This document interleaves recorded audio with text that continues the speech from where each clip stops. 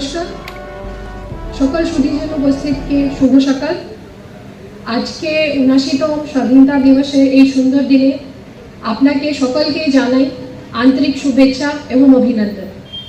আজকে এই মাঠে যারা আপনারা সকালেই এসছে, যারা আর ওই মাঠে আসতে পারেনি, বাইরেও রয়েছে, তো সকলকেই আবার আজকে হার্দিক শুভেচ্ছা এবং অভিনন্দন। সারা দেশের সাথে আমরাও আজ হুগলি জেলায় এই মতি দিনটি পালন করছি।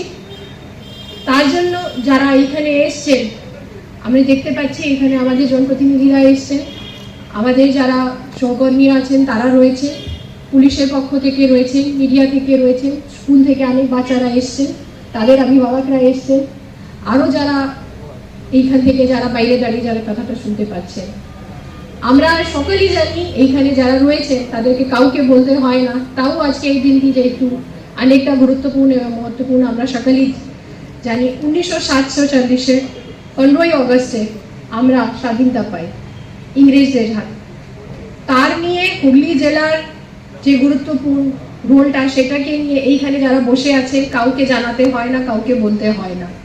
তাও আজকে যে এই দিনটির সময় আমাদের সকলকেই ওই বিপ্লবীদেরকে যারা নিজেদের রক্ত দিয়েছে, নিজেদের বলিদান করিয়েছে, তাদেরকে আমরা আজকে এই দিনে আমাদের শ্রদ্ধা জানাই। সর্বপ্রথমেই আমরা জানি, আমাদের যেটা সকলেই জানেন, আমরা বন্দে মাতরম বলে জানি, আর আমাদের এইখানে চুচুড়োর গর্ব বন্দে মাতরম ভবন। তার সাথে আপনি জানেন আমাদের যিনি লিখেছিলেন, তার নাম বলতে হয় না, তাও আমরা জানি ঋষি বঙ্কিমচন্দ্র চট্টোপাধ্যায়।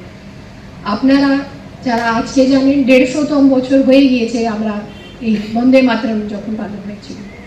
আপনি যারা এইখানে রয়েছেন জানবেন ওইখানে ওই যে পাথরটা লাগানো আছে তাই সেইখানে লেখা নেই কি উনি লিখেছিলেন। কথাটা লেখা আছে বন্দে মাতরম সাধনা করিয়েছিলেন।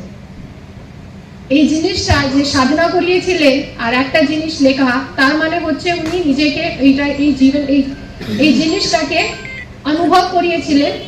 He lived that. একটা হয় আমি লিখলাম, আমি শুনলাম, আমি ভাবলাম, আমি লিখে দিলাম,